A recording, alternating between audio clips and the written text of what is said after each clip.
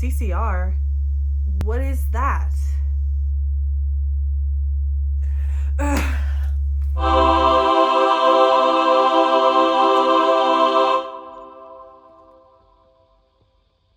Ah, demon, you think you are ever knowing, but you underestimate my feeble human mind. For I have something you could have never predicted. The Book of Sakusha. With this book, I have the power to vanquish you from my life and from the world. Here we go. How to exercise a demon. Step 1. Step 1.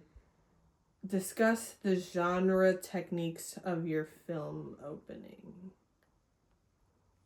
Okay. Action. Okay, so our film is a sci-fi drama, so there are a lot of conventions we could have pulled from. One of the main ones we did was the young adult protagonist. The classic troubled young person goes through major scientific anomaly. This can be seen in films like Back to the Future and Ready Player One. Wow, this book even creates visuals? Very nice. Anyway, in these films, we can see that the film typically starts out by introducing their protagonist, aka the unhappy young adult, and explains why they're unhappy. My film opening works to this end, discussing why Alice is feeling depressed and why she is in therapy, but on a more nuanced level. This can also be pulled from drama films too, but without the sci-fi element because everyone loves to see a young person struggle.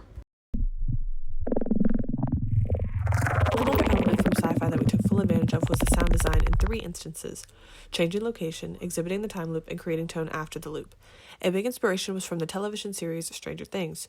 Throughout the series, to change location, they do this technique where there's a loud vibration sound that transitions into another sound, making the scenes seamlessly blend together. We do this especially when we transition from the therapist's office to the parking lot, blending a low-frequency sound with the sound of a car horn. There are also some conventions that we didn't use. Something that we kept to the side the whole time was the futuristic elements of typical science fiction films. Usually they take place in an alternate timeline or a future of our current one. But our film takes place in our normal standard timeline. We did not want to put our film in a futuristic setting because we wanted it to be relatable to the people who are going through similar troubles as Alice. Step 2. Tell the demon how you are representing certain groups in your film opening. Wow, that's like super ultra specific, but okay. The main group we are representing in our film are those with mental health struggles.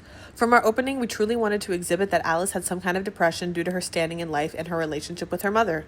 We also catered her body language and responses to the therapist's questions to represent how people with depression typically feel about therapy. We are also sort of making a commentary on how mental health has been treated in the modern age.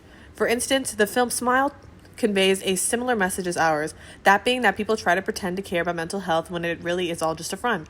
Our character, Dr. Schultz, is a perfect representation of that theme. With Alice, we wanted to show her as someone who is a product of the corrupt ideas around mental health, and that the time loop is a metaphor for how she feels. Step 3. The audience. Oh, I love talking about the audience. You are so exercised.